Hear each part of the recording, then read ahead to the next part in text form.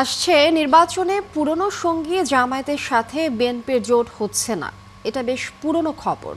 সঙ্গী হবে না শেখ হাসিনা বিরোধী আন্দোলনের যুগপৎ শরিক বাম ও উদারপন্থী কয়েকটি দল। একই সঙ্গে তরুণদের এনসিপিকেও টানতে পারে বিএনপি। দলটির মহাসচিব মির্জা ফখরুল জানান, কোনো কিছুই চূড়ান্ত হয়নি।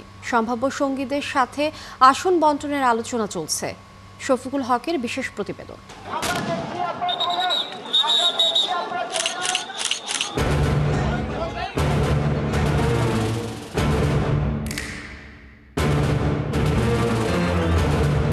টানা ১.৫ দশক সুষ্ঠু ও নিরপেক্ষ নির্বাচনের জন্য রাজপথে বিএনপি।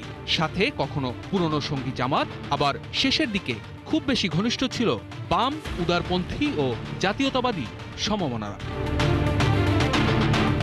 সবশেষ ২০১৮ সালে বিএনপি সহ সমমনা রাজনৈতিক দলগুলোর নির্বাচনী জোট জাতীয় ঐক্যফ্রন্ট ঘটা করে নির্বাচনে এলেও হাসিনা প্রশাসন নিয়ন্ত্রিত রাতের ভোটে খুব একটা সুবিধা করতে পারেনি সেই জোট। এরপর ২৪-এর নির্বাচন বর্জন করে বিএনপি। দীর্ঘ এই লড়াইয়ে কে কেমন সেটা খুব ভালো করেই জানে বিএনপির হাইকমান্ড। স্বৈরাচার হাসিনাবিহীন রাজনীতির ক্যানভাসে এখন জোরালো আলোচনার বিষয় জাতীয় ঐক্য। আসছে নির্বাচনে সেই সমীকরণও নিজস্ব ধরনে মেলাবে জাতীয়তাবাদী দল। নির্বাচনের পর যে দলগুলো আমরা আন্দোলন করেছিলাম তাদেরকে নিয়ে আমরা একটা ন্যাশনাল গভর্নমেন্ট তৈরি করবো। আমরা তো ওই জায়গাতেই আছি, এখন ওখান থেকে সরিনি। সুতরাং জোট হবে কিনা এটা আমরা এখনো বলতে পারছি না। বিএনপির অন্যতম এই শীর্ষ নেতা বলছেন, দলীয় মনোনয়ন ঠিক করার পাশাপাশি আসন বণ্টনের মতো বিষয়গুলো এখনো আলোচনার টেবিলে।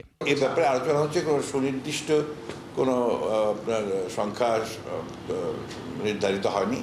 তবে আমার বিশ্বাস যে নিঃসন্দেহে আপনার সবটা মিলিয়ে একটা ভালো সবাই যেটা এগ্রি করবে সেটাই আমরা করবো।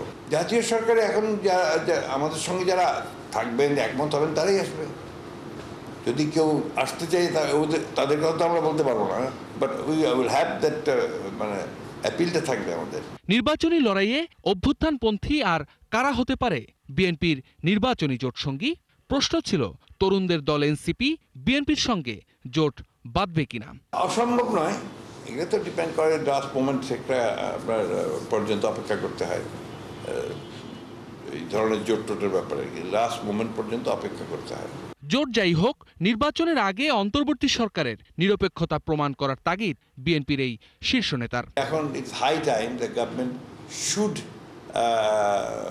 Look like an caretaker government. তাদের এখনই সময় যে তাদের সব কেয়ারটেকার গভর্নমেন্ট ভাবে, তাদেরকে যেন সবাই বুঝতে পারে, দেখতে পারে। এটা এখন কাজ শুরু করে দেওয়া উচিত আর কি, কেয়ারটেকার গভর্নমেন্ট হিসেবে। শফিকুল হক, ৭১, ঢাকা।